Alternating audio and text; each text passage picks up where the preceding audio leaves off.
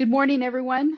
I'm Carrie Webb, Staff Counsel to the Medical Board of California, and we are going to call this hearing to order.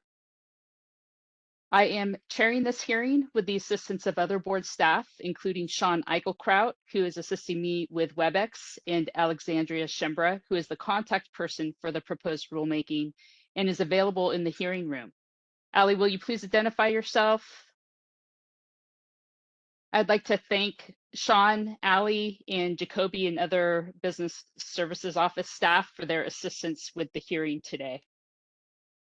This hearing is to consider the proposed rulemaking on the Physician and Surgeon Health and Wellness Program, or the PHWP as we call it, to amend Title 16 of the California Code of Regulations, CCR, Article 2, Sections 1357, 1357.1, 1357.9, and Article 4, Section 1361.5C3, to repeal Title 16 CCR Article 2, Sections 1357.2, 1357.3, 1357.4, 1357.5, 1357.6, and 1357.8, and to adopt Title 16 CCR Article 2, Sections 1357.10, 1357.11,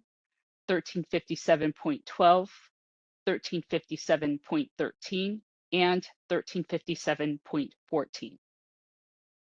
This proposed rulemaking was noticed in the California Regulatory Notice Register, was posted on the Medical Board's website, and was sent to all who have requested such notice. This hearing is being held pursuant to the procedures set forth in the Administrative Procedure Act. Today is Tuesday, November 14th, 2023, and the time is 9:03 a.m. This meeting is being recorded to document all oral comments made by the public regarding this proposed rulemaking. If you are providing testimony today, it would be helpful if you would also submit your comments in writing via email to regulations@mbc.ca.gov if possible, so that the board may capture your comments accurately. All oral testimony and written comments received by the board by 5 p.m. today will be part of this rulemaking's permanent record and will be considered by the board pursuant to the requirements of the Administrative Procedure Act before the board formally adopts the proposed regulatory action or recommends changes that may evolve as a result of this hearing. If you wish to provide public comment at this hearing, we would appreciate it if you would give your name and the name of the organization you represent, if applicable, so that we will have a record of all those who comment. However, this is strictly voluntary. You do not have to provide your name or organization. As a reminder to all interested parties, if you wish to receive notifications of the board's proposed rulemaking activities, including any modifications to the proposed regulations being discussed today, you may subscribe to notifications through the board's website. The board appreciates your interest and participation in this rulemaking process and wants to ensure that the record of the hearing is clear and intelligible and that all parties have an opportunity to be heard. To that end, please keep your comments on the topic of the proposed rulemaking and keep them to 3 minutes or less. We will not respond to any comment at this time, but may ask clarifying questions. Responses to timely, relevant, and adverse comments will be considered and discussed at a future board meeting, likely in February 2024. The board will respond to all oral and written comments received in its final statement of reasons, which will be included in the rulemaking file for the proposed regulatory action and which will be posted on the board's website and be available from the contact person, as stated in the original public notice. The original notice, proposed text, and initial statement of reasons are also available on the board's website and from the same contact person. A complete copy of the rulemaking file will also be available for review at the board's office in Sacramento. At today's hearing, we will first invite public comments from individuals present in the hearing room, and then we will invite public comments from individuals participating via WebEx. We plan to end the meeting today by 11 a.m. or once all those who are participating have had an opportunity to speak, if sooner. When you testify, again, at your discretion, please clearly identify yourself and any organization you represent, if applicable. Speak loudly and clearly so that your testimony can be heard and recorded. It is not necessary to repeat the testimony of previous commenters. It is sufficient to merely indicate your agreement with a prior comment made. When you testify, please identify the specific portion of the regulation you are addressing, if applicable. If you have submitted written comments, it is not necessary to read them at this hearing. So with that, I will invite comments from individuals in the hearing room. Thank you, Carrie. We have one public commenter here.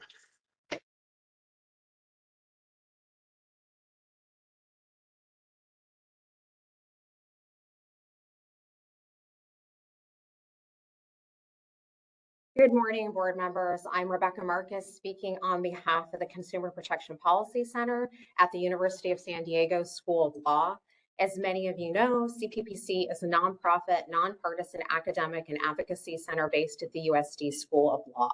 For 43 years, CPPC has examined and critiqued California's regulatory agencies that regulate business professions and trades. In 2002, the DCA director appointed CPPC's then administrative director, Julianne D'Angelo Felmuth, to the position of NBC Enforcement Monitor. She directed an in-depth investigation review of the enforcement program and its diversion program. Ms. Felmuth made 65 concrete recommendations to strengthen the board's programs, including many directly related to the proposed regulations before us today. We urge you to reject the proposed regulations creating a physician and surgeon health and wellness program. They are unclear and inconsistent with the Uniform Standards, SB 1441, Chapter 548 Statutes of 2008, and SB 1177, Chapter 591 Statutes of 2016, as well as unauthorized and duplicative of other board regulations. I will just highlight a few of our comments. We have, they're laid out in greater detail in our written comments. The proposed regulations carve out a distinction between the way so-called self-referrals and board referrals can or should be treated. Nothing in the Uniform Standards makes that distinction, and in fact, quite the opposite. Specifically, some of the proposed regulations imply that self-referred participants are not fully subject to the Uniform Standards. Two glaring examples of this impermissible distinction contained in the proposed regulations are those concerning the clinical diagnostic evaluation requirements and the mandatory communication requirements with the employers of participants. The proposed language implies that the CDE is merely optional for self-referred, whereas it is mandatory for those referred by the board. And nothing requires a self-referred participant to permit communication between the PWHP and their employer. This is only required of those board referred.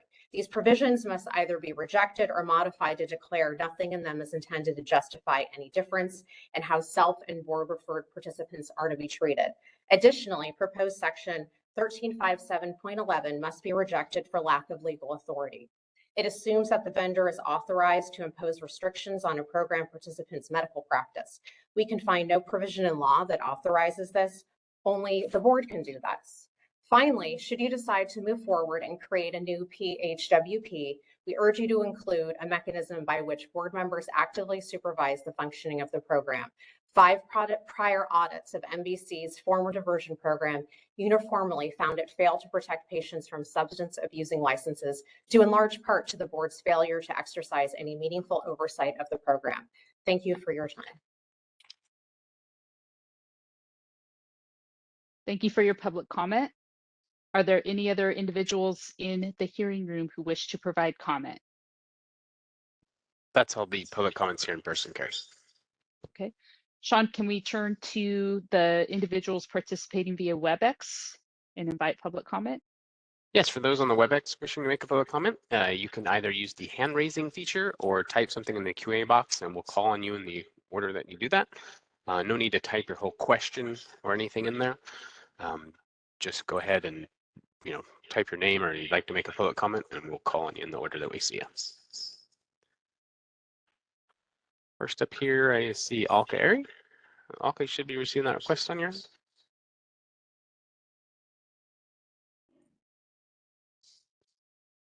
Morning, Alka, your line's open. You there? Yes, can you hear me? We can. Please go ahead. Perfect, thank you. Hello, I'm Alka Eri. I'm from San Francisco and a volunteer with Consumer Watchdog. Having become a patient advocate after losing my sister to medical negligence, I search for methods to make our healthcare system more accountable to patients. I believe an accountable healthcare system not only protects consumers, but it also protects physicians and other healthcare providers when we are dealing with substance abusing physicians. As I reviewed the history of changes which have led us here today, I cannot believe we still have to plead to you to follow uniform standards, which you are required by law to adhere to.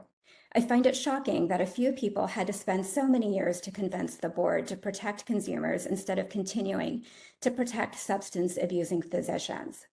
Just because a physician has spent years earning a medical degree does not give them the right to practice medicine while impaired. California was the only state in the country to terminate their confidential program for substance abusing physicians. That was a victory, and thank you to the board for listening to consumers then. Thank you for understanding that A, allowing physicians to practice while impaired, and B, not providing consequences for failing. A diversion, rehab, or wellness program serves no one. It compromises patient care. We have uniform standards to give this board and program vendors tools to monitor and evaluate substance abusing physicians, and yet now you have provided us with regulations that do not clearly state how the uniform standards apply, when they apply, and what consequences all stakeholders face when the uniform standards are violated. This is really simple. Cite the uniform standards in every regulation where they apply and state what consequences everyone must face when these standards are not met. You've been given the tool to issue a cease practice order to remove a physician from practice until they can be evaluated. It makes perfect sense. You are protecting patients and protecting physicians. This really shouldn't be a debate. The law requires you to follow the uniform standards. Thank you. Thank you for your public comment. Next here we have Edwin Kim. Edwin, you should be receiving that prompt on your end.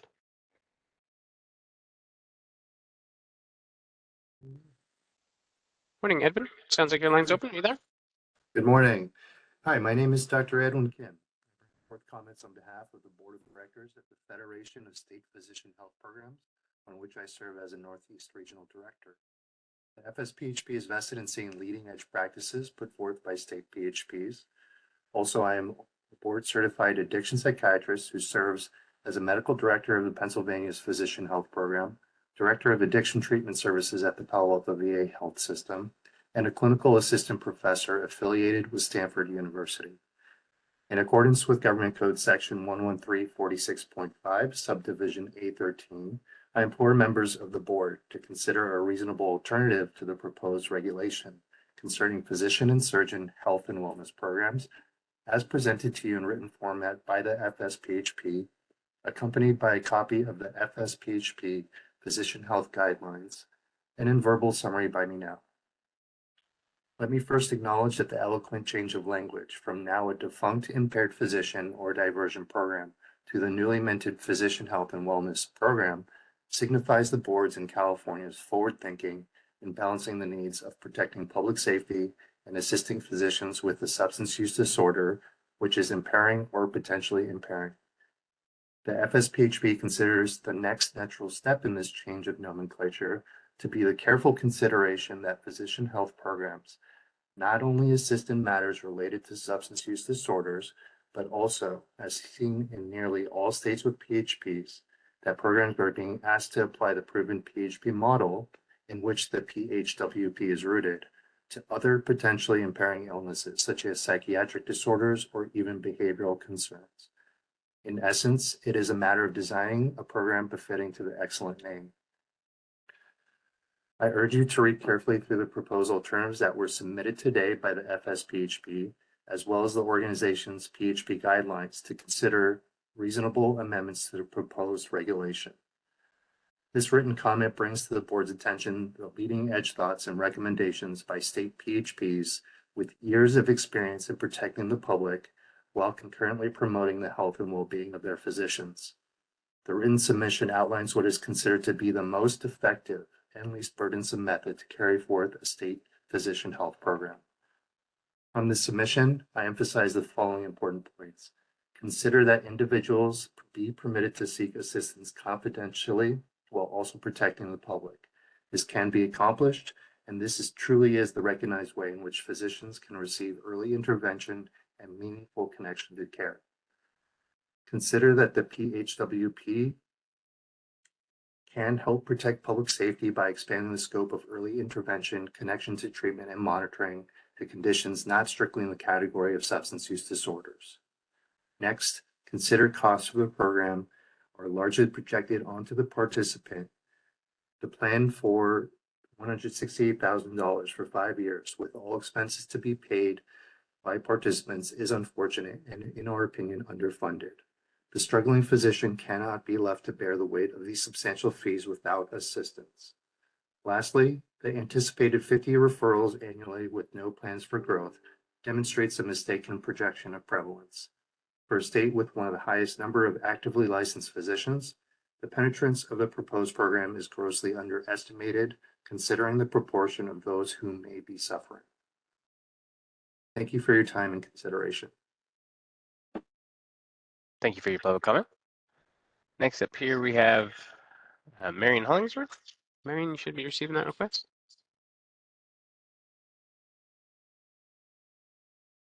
Morning, Marion. Looks like your line's open. Are you there? Yes, I am. Can you hear me? We can. Please go ahead. Okay. Thank you so much. Good morning. My name is Marion Hollingsworth, and I'm a patient safety advocate with an opinion about the Physician Wellness Program. First, while I think that doctors with addiction should get help, I think it's a conflict of interest for the medical board to be involved and to put those doctors first over the safety of consumers. SB 1177 claims it's the board's purpose to maintain the integrity of the medical profession. This is wrong because the board's own mission statement says its primary purpose is to protect consumers through the licensing and regulations of physicians. Nowhere in the mission statement does it say the board is to maintain the integrity of the profession. By saying that, SB 1177 puts the board on the side of doctors over the safety of consumers. Other concerns are that the board's involvement in the wellness program creates a conflict of interest, particularly since the doctors will be paying the board a fee yet to be determined under BNP Code 2340.8. Also, under 1357.13 number 9, this program is to report the number of patients who have been harmed or killed by participants every year so that the board can include those figures in its annual report. Are you expecting a number of harmed and dead patients every year? The fact that you expect these figures from the participants in the program is actually appalling. 1357.14 states that the program will be audited every 3 years. It won't identify participants by name, but will identify noncompliance or deficiencies that would interfere with the board's, quote, mandate of public protection. So how will you know which participant is noncompliant in order to protect the public? This wellness program fails to follow the uniform standards, which are state laws. The board should review the uniform standards before embracing this program. I agree with the inconsistency the CPPC outlined earlier. Finally, there is the matter of doctor confidentiality versus the patient right for full informed consent. Doctors are supposed to talk to their patients about all the risks and benefits of any treatment or procedure, yet the risk of an addicted doctor is expected to remain a secret. I have spoken to a number of people about whether they would want to know if their doctor was in a drug diversion program, and every single person I asked said they would want to know. It flies in the face of the board's own mission statement to deny patients the right to know about the safety of their own doctor so they can make their own healthcare decisions. Nothing is stopping impaired doctors from seeking treatment elsewhere, so the argument that the poor doctors need the wellness program isn't credible because there are plenty of rehab programs to choose from. It isn't the board's responsibility to take care of them. I implore this board to make changes in the wellness program to protect consumers and maintain their full right to informed consent for their own healthcare decisions by not making this program confidential. Thank you. Thank you for your public comment. Next here we have Maria Ibarra Navarrete. Should be receiving that request on your end now to unmute. All right, Maria, it looks like your line's open. Hi, can you hear me? Yes? We can. Okay. Yeah. Good morning. I am Maria Ibarra Navarrete. I am from San Jose, a volunteer with Consumers Watchdog. This board failed me in 2022 when you closed my consumer complaint for the death of my brother. Because this board failed me, I am driven to find ways to make this board and your fellow OMBC board more accountable to the patients and their families. Then I learned of the confidential program for substance abusing doctors, and I wonder how this program that knows if our doctor is a substance abuser but does not allow families like mine to know whether our doctor is a substance abusing doctor can possibly protect consumers. I have learned that this program in its prior stage had a long history of failed audits, failed programming, and doctors that failed drug tests and failed the program. Yet, our family still did not have the right to know this, which leads us to today. Another version of this program, now called a Physician Health and Wellness Program, will be brought back.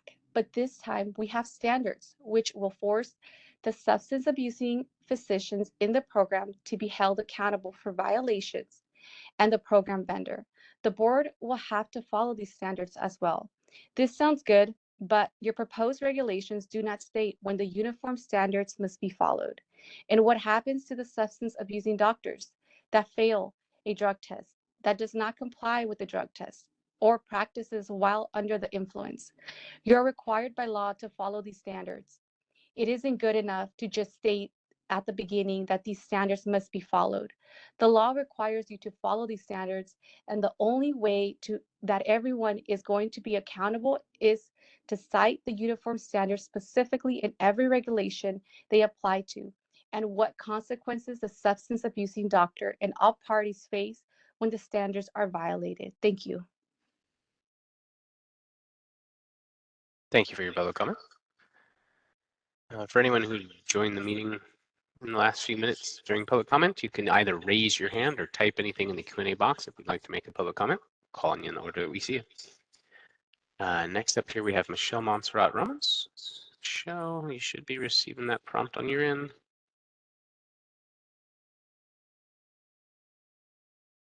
Morning, Michelle. Looks like you're lined up. I am Michelle Montserrat Ramos, and I am with Consumer Watchdog. In 2007, I was one of 2 advocates who addressed the board regarding substance abusing physicians. There were multiple failed audits and a valuable enforcement monitor report that detailed the failings of that program and put that program on life support. Yet the supplement to the final chapter of that program came down to advocates that stated that Lloyd Montserrat died at the hands of a substance abusing physician and another Californian was harmed by an alcoholic physician. This mattered because the mantra was that no Californian had ever been harmed by anyone in that program. Legislators required a public hearing to be held on diversion in 2008.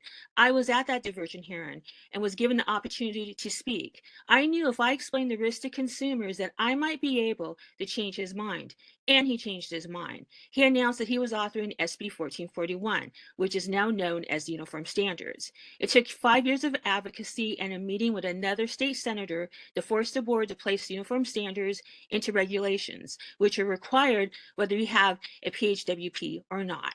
The uniform standards should be specifically cited in every regulation that the applicant, the program vendor, and the board must comply with, and these proposed regulations do not, as currently drafted. The proposed regulations must be revised to include not only what the uniform standards require, but also the consequences that stakeholders face when out of compliance. Not specifically citing the uniform standards where they are required is creating a situation where disciplinary actions will not be taken, and if they are, will fall below the standards similar to your disciplinary guidelines. You have been given the tools you need to monitor applicants, such as a cease practice order. Use them.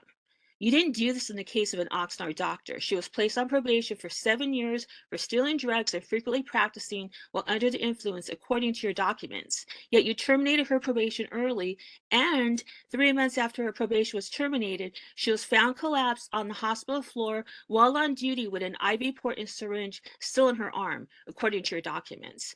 Although the hospital's medical staff president reported this to you, you still deviated from uniform standards and did not issue a cease practice order. You issued a modified interim restriction order, and she is still practicing.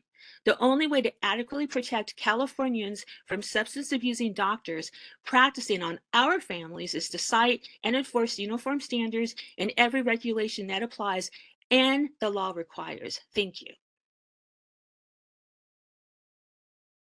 Thank you for your public comment. Next up here we have Kimberly Turbin. Kimberly, give me a second to send you that request.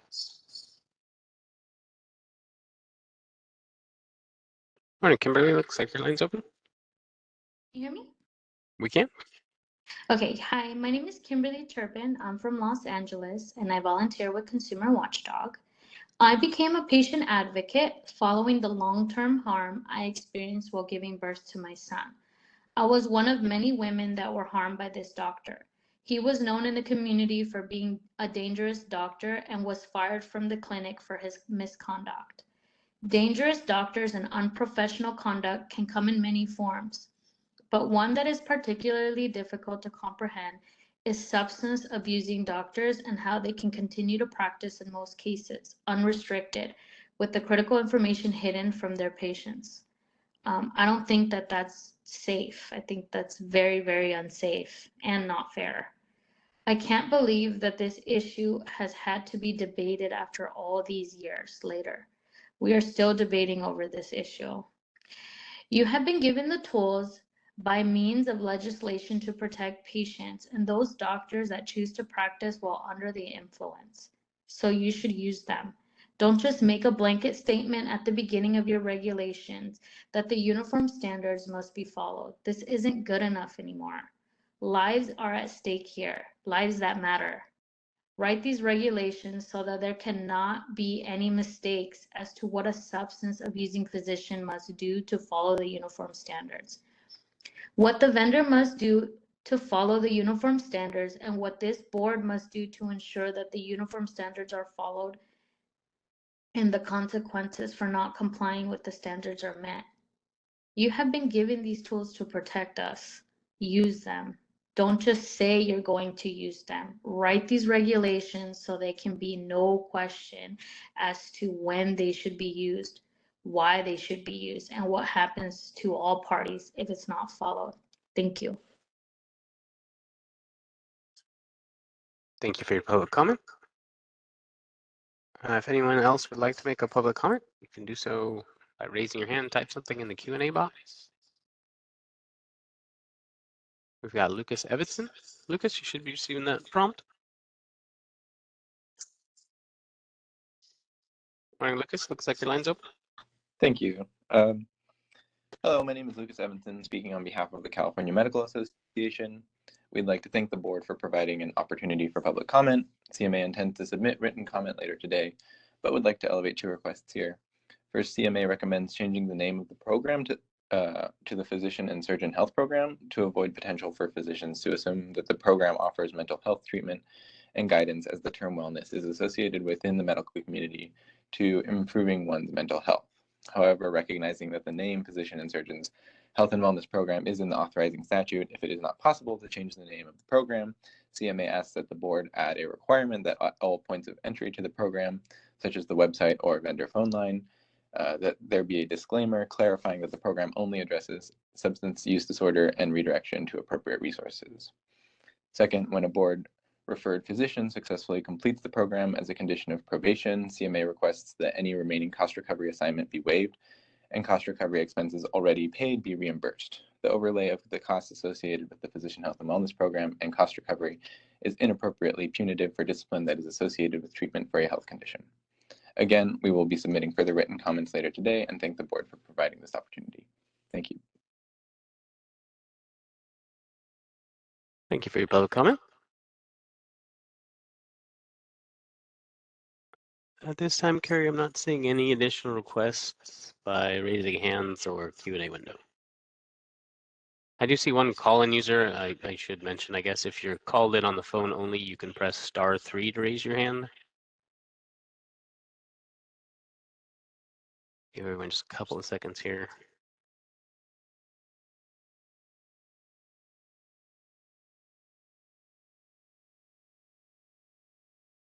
Okay, Carrie, I'm not seeing any additional requests. Okay, I think I'd like to just keep the meeting open for like an additional 10 minutes to see if anyone else shows up or logs in.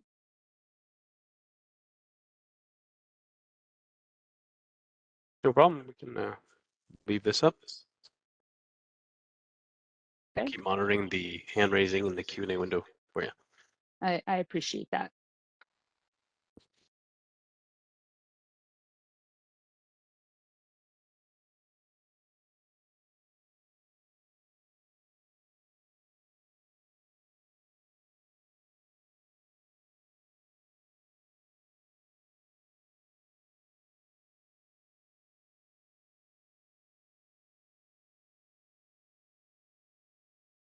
I want to check in again to see if anyone has come into the hearing room who wishes to make a public comment.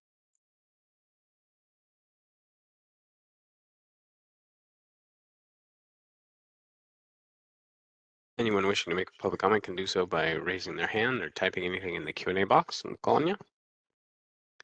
I've seen a couple of people drop out, Carrie, but Okay. no And extra numbers joining. Just to confirm, no one else has come into the hearing room? I haven't seen the attendee number increase, no. Okay.